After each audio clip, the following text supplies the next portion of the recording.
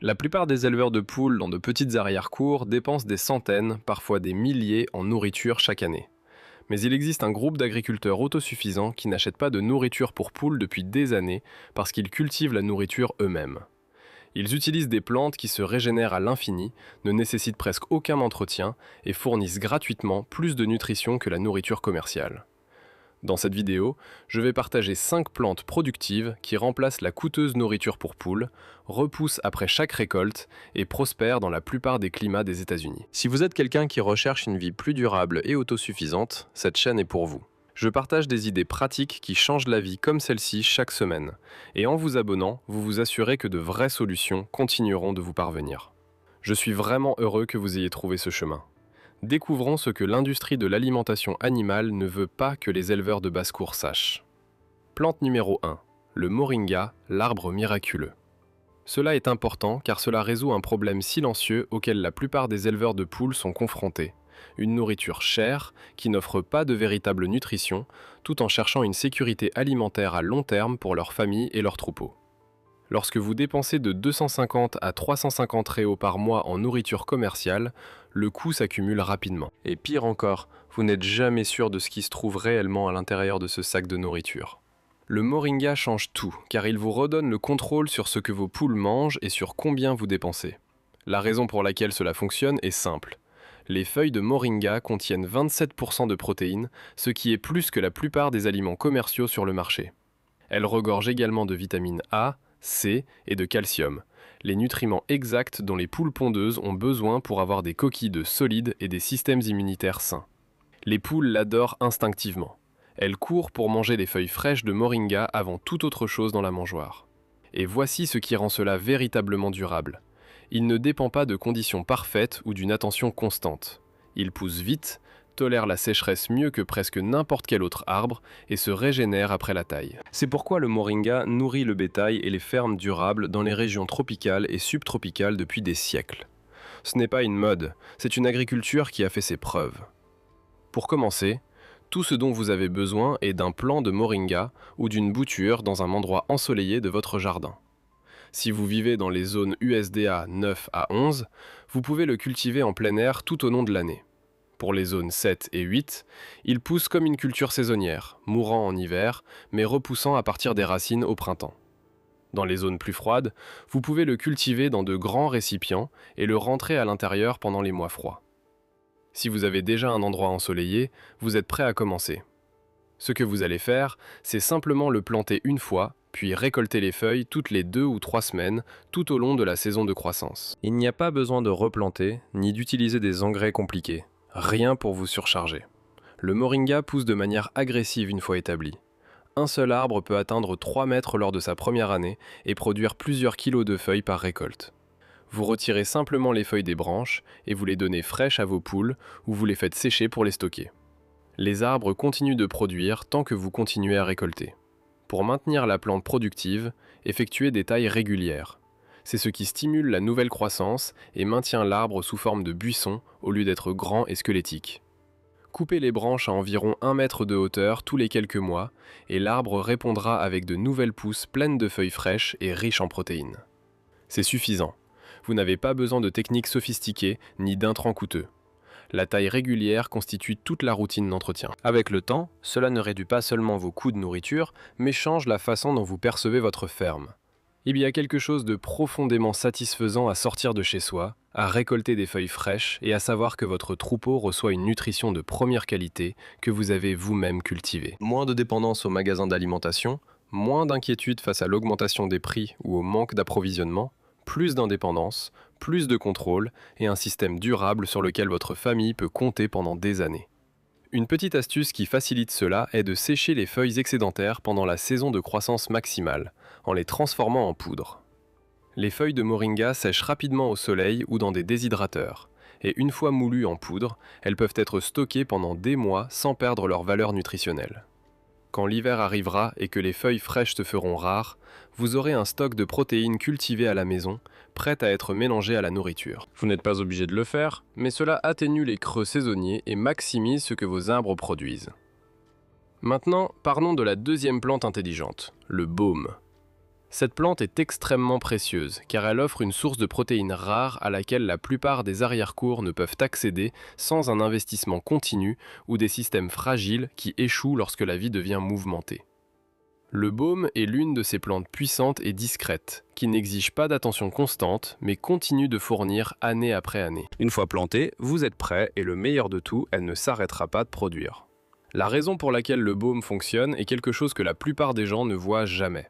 Les racines du baume peuvent atteindre jusqu'à 3 mètres de profondeur dans le sol, absorbant des minéraux et des éléments auxquels d'autres plantes ne peuvent tout simplement pas accéder. Phosphore, potassium, calcium, fer, tout cela est concentré dans ces feuilles massives et ces feuilles contiennent de 20 à 25% de protéines, ce qui rivalise avec les suppléments protéiques chers et commerciaux.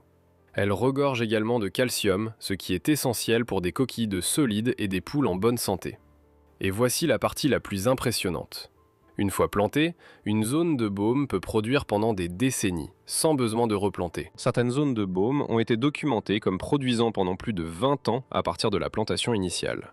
Ce n'est pas seulement une récolte, c'est un investissement vivant dans l'avenir de votre ferme. Il ne s'agit pas d'une culture saisonnière, mais d'un système pérenne qui continue de donner des fruits ou des feuilles, dans le cas des poules, pendant des années d'affilée. Pour commencer, tout ce dont vous avez besoin, ce sont des plants ou des boutures de baume. Les boutures sont bon marché et faciles à trouver chez les fournisseurs de jardinage ou dans les groupes de permaculture. Plantez-les dans un endroit dédié où cela ne vous dérange pas qu'elles restent en permanence. Le baume ne s'adapte pas bien à la transplantation une fois établie. Par conséquent, choisissez avec soin. Une bonne zone le long de la limite de votre propriété ou dans un coin du jardin peut très bien fonctionner. Si vous avez déjà de l'espace et des boutures, vous êtes prêt à commencer. Ce que vous allez faire, c'est simplement récolter les feuilles extérieures toutes les 4 ou 5 semaines pendant la saison de croissance et les donner à manger à vos poules. Il n'y a pas de traitement compliqué, ni besoin de sécher ou de fermenter les feuilles, bien que vous puissiez le faire si vous le souhaitez. La plupart des éleveurs de poules récoltent simplement, flétrissent légèrement les feuilles pour réduire l'humidité et les jettent aux poules. Elles font le reste. La productivité du baume est impressionnante. Une plante bien établie peut produire de 4 à 5 coupes par saison, et chaque coupe donne plusieurs kilos de feuilles denses en nutriments. Avec 4 ou 5 plantes, vous pouvez nourrir un petit élevage de poules presque entièrement pendant la haute saison. Pour garder la plante en bonne santé, arrosez-la occasionnellement pendant les périodes de sécheresse prolongée, surtout la première année, pendant que les racines s'établissent. Après cela, le baume est pratiquement à l'épreuve de la sécheresse, en raison de ses racines profondes qui atteignent des sources d'eau que d'autres plantes ne peuvent pas atteindre. Le baume est l'une des plantes les plus résistantes et nécessitant le moins d'entretien que vous puissiez cultiver. Une fois établi, il n'a pas besoin d'engrais lourds, ni de protection contre les parasites ou les maladies. Le baume est l'une des plantes les plus résilientes et faciles à entretenir, et avec le temps, il devient l'une des sources les plus productives de nourriture pour les poules, n'exigeant presque aucune attention de votre part. Avec le baume, vous n'avez pas à vous soucier des fluctuations de prix de la nourriture, ni des pénuries qui se produisent fréquemment avec les fournisseurs commerciaux.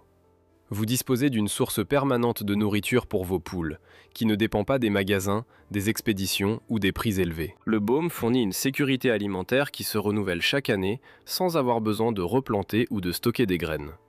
La beauté de tout cela est que le baume s'intègre parfaitement à votre système d'élevage de poules.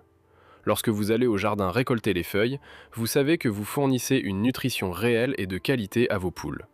Moins de dépendance au magasin, moins d'inquiétude face à l'augmentation des prix ou au manque d'approvisionnement, plus d'indépendance, plus de contrôle et un système durable sur lequel votre famille peut compter pendant des années d'affilée. Une petite chose qui facilite cela est de planter le baume près de votre poulailler ou le long des bordures du jardin où vous marchez fréquemment. Le baume se propage lentement à partir de fragments de racines. Ainsi, le contrôler devient simple, tout en maximisant l'accès à la plante. Certains agriculteurs préfèrent le planter dans des plates-bandes dédiées ou utiliser des barrières pour contrôler sa propagation.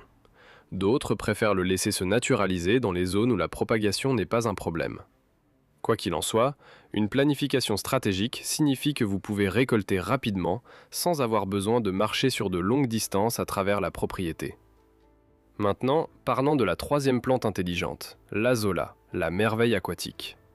Cette plante est cruciale car elle pousse plus vite que n'importe quelle autre plante terrestre que vous puissiez cultiver, doublant sa masse tous les 3 à 5 jours, ce qui en fait la nourriture pour poules la plus productive que vous puissiez cultiver dans l'espace le plus réduit. Si vous avez peu d'espace, un sol pauvre, ou si vous vivez dans une zone urbaine où le jardinage traditionnel est difficile, l'azola résout des problèmes que d'autres plantes ne peuvent pas résoudre. L'azola est une fougère flottante aquatique avec 25 à 35% de protéines et des acides aminés essentiels dont les poules ont besoin pour le développement musculaire, la production d'œufs et la santé globale. Ce n'est pas seulement des protéines. L'azola contient des vitamines A et B12, du fer, du calcium et d'autres micronutriments qui renforcent la fonction immunitaire et la qualité des œufs. Les poules l'adorent. Elles la mangent avec appétit et la digestibilité est excellente car elle est tendre et riche en humidité. Voici le secret. L'azola n'est pas seulement une plante, c'est un système de nourriture renouvelable et à faible coût. Vous pouvez la cultiver dans n'importe quel type de récipient, une piscine pour enfants, un grand bac en plastique ou même un tonneau coupé en deux. Vous n'avez pas besoin de terre et l'espace occupé est minime, ce qui la rend parfaite pour ceux qui ont une petite arrière-cour ou qui vivent dans des zones urbaines. Vous n'avez besoin que de 4 à 6 pouces d'eau, d'un peu de lumière solaire partielle, surtout pendant les parties les plus chaudes de la journée. Et vous êtes déjà prêt. Ce que vous faites, c'est simplement récolter la moitié de l'azola tous les quelques jours et en nourrir vos poules. Ce qui reste se régénère immédiatement, doublant à nouveau pour couvrir toute la surface du récipient en l'espace de quelques jours. C'est un cycle autosuffisant. Récolter, nourrir, régénérer, répéter. Pas de plantation, pas de désherbage, pas de sol, juste de l'eau et de la lumière. Avec un seul petit récipient, vous pouvez produire plusieurs kilos de nourriture fraîche par semaine une fois le système établi. Pour un petit troupeau de 6 à 10 poules, 2 ou 3 récipients fournissent une part significative de leurs besoins en protéines pendant la saison de croissance. Il n'y a pas besoin d'irrigation constante ou de protection contre les parasites. L'azola pousse sans grands efforts et s'adapte facilement au climat. Pour que l'azola continue de pousser, il vous suffit de remplacer l'eau au fur et à mesure qu'elle s'évapore et d'ajouter de l'engrais organique dilué tous les mois. L'azola a besoin d'azote pour prospérer, donc un peu d'engrais liquide de poisson ou même de l'urine diluée fonctionne parfaitement. L'objectif est de garder l'eau légèrement riche en nutriments sans la surcharger, ce qui pourrait provoquer l'apparition d'algues. C'est suffisant. Vérifiez les niveaux d'eau chaque semaine, complétez si nécessaire et ajoutez l'engrais une fois par mois. C'est l'une des façons les plus simples de cultiver de la nourriture pour les poules. Ce système produit une nourriture riche en azote dans des espaces minuscules, ce qui le rend parfait pour les petites arrière-cours, les jardins urbains ou toute personne souhaitant une productivité maximale avec une surface minimale. Il y a quelque chose de vraiment extraordinaire à cultiver des kilos de protéines dans un espace plus petit qu'une baignoire. Cela défie complètement tout ce que nous pensons de la production alimentaire et des exigences en matière de terre. Moins d'espace, plus de production. Un système véritablement efficace. Avec le temps, l'azola change votre façon de penser à l'alimentation des poules. Il ne s'agit plus d'acheter des sacs de nourriture ou de s'occuper de grandes plates-bandes de potager. Il s'agit de créer des systèmes renouvelables qui fonctionnent avec la vitesse et l'efficacité de la nature. Vous gagnez en confiance en sachant que même dans un petit espace, vous pouvez produire de la vraie nourriture pour votre troupeau. La frustration des trajets au marché d'alimentation disparaît. L'inquiétude face aux augmentations de prix se dissipe. Vous avez une solution durable qui continue de porter ses fruits, même lorsque d'autres méthodes échouent. Moins de travail, plus de fiabilité, une source de nutrition constante, sans avoir besoin de replanter ou de stocker des graines. Une petite astuce qui facilite cela est de conserver plusieurs récipients, en guise de secours.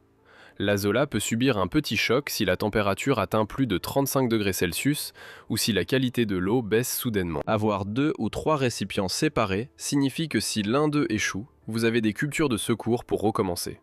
La redondance garantit un approvisionnement continu et élimine l'anxiété d'une perte totale.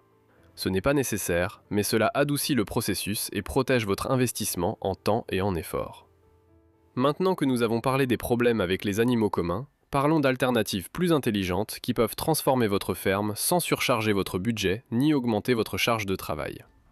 La première alternative intelligente, ce sont les cailles. Les cailles sont l'une des options les plus lucratives pour les petits espaces et beaucoup de gens n'ont même jamais pensé à les élever. En voici la raison. Les cailles atteignent la maturité en seulement 6 à 8 semaines, comparé aux 6 mois des poules. Elles n'ont besoin que d'1 mètre carré par oiseau. Cette efficacité spatiale est incomparable en termes d'élevage dans une petite ferme. Pour commencer, tout ce dont vous avez besoin est d'une simple cage ou d'un enclos réutilisé et d'une nourriture de démarrage de base. Si vous avez un coin disponible dans le garage ou dans la remise, vous êtes déjà prêt. Ce que vous allez faire, c'est simplement élever de 20 à 50 cailles dans un espace petit et propre. Elles mangent de 20 à 30% de nourriture en moins que les poules et atteignent le poids d'abattage en 7 à 8 semaines. Ce qui impressionne vraiment, ce sont les chiffres financiers.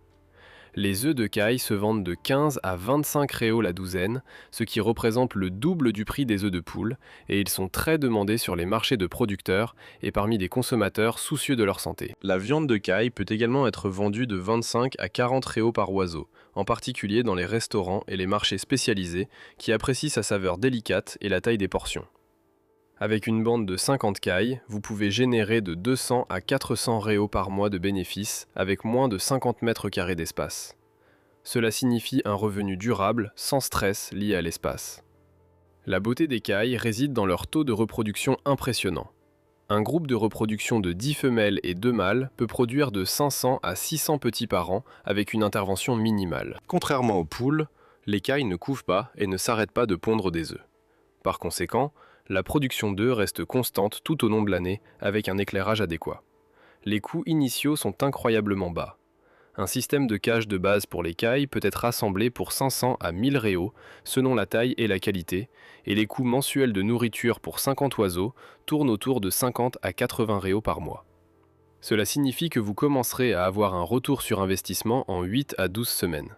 Et la meilleure partie, c'est que les cailles n'exigent pas d'efforts physiques intenses et peuvent être facilement soignées, même par des personnes à mobilité réduite. En seulement 15 à 20 minutes par jour, vous pouvez gérer toute l'opération, faisant des cailles une excellente option pour ceux qui ont un temps limité ou des difficultés physiques.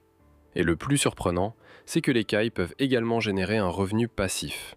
Vous pouvez vendre des œufs à couver à d'autres éleveurs pour 10 à 15 réaux la douzaine et la demande d'œufs fertiles augmente, en particulier parmi les éleveurs d'oiseaux de compagnie et les amateurs. Cela crée un revenu supplémentaire sans nécessiter plus de travail quotidien. Maintenant, parlons de la deuxième alternative intelligente, les lapins. Les lapins sont appelés le bétail parfait pour l'arrière-cour. Pour une bonne raison, ils produisent plus de viande comestible par mètre carré que n'importe quel autre animal. Un couple de lapins peut produire jusqu'à 90 kg de viande maigre et saine par an, en utilisant seulement l'espace d'une petite remise de jardin. Les lapins convertissent la nourriture en viande 3 fois plus efficacement que les porcs ou le bétail, ce qui signifie que votre argent dépensé en nourriture va beaucoup plus loin. Ils produisent également un engrais naturel qui peut être vendu de 250 à 400 réaux par an si vous cultivez un jardin. Un avantage caché que la plupart des gens ne remarquent pas. Le fumier de lapin est l'un des rares déchets animaux qui peut être placé directement sur les plantes sans compostage, ce qui le rend incroyablement précieux pour la production de légumes. Pour commencer, vous avez besoin de cages simples, souvent fabriquées à partir de palettes, pour moins de 300 réaux, et d'une nourriture de base pour animaux de compagnie. Si vous pouvez vous occuper d'abreuver et de nourrir les lapins une fois par jour, vous êtes prêt à commencer. Ce que vous allez faire, c'est élever 2 à 3 femelles reproductrices qui peuvent chacune avoir de 6 à 8 portées par an. Chaque portée donne de 6 à 10 petits prêts pour l'abattage en 10 à 12 semaines. Pour que cela continue de fonctionner, l'objectif est de garder les cages propres et d'avoir une alimentation constante, sans traite quotidienne, sans rotation des terres, juste des routines simples. Le rendement financier des lapins est exceptionnel. La viande de lapin se vend de 35 à 45 réaux le kilo aux familles soucieuses de leur santé et aux restaurants à la recherche de protéines maigres et durables. De nombreux éleveurs de lapins à petite échelle gagnent de 3 000 à 6 000 réaux par an avec moins de 50 mètres carrés d'espace. Un véritable revenu passif qui s'intègre parfaitement dans la vie de ceux qui prennent leur retraite. Maintenant que vous savez comment ces alternatives peuvent transformer votre ferme et augmenter votre rentabilité, ne perdez pas de temps. Abonnez-vous à la chaîne Secrets de la Nature et restez informé des idées pratiques et accessibles pour améliorer votre autosuffisance. Aimez cette vidéo, partagez-la avec vos amis et laissez votre commentaire ci-dessous.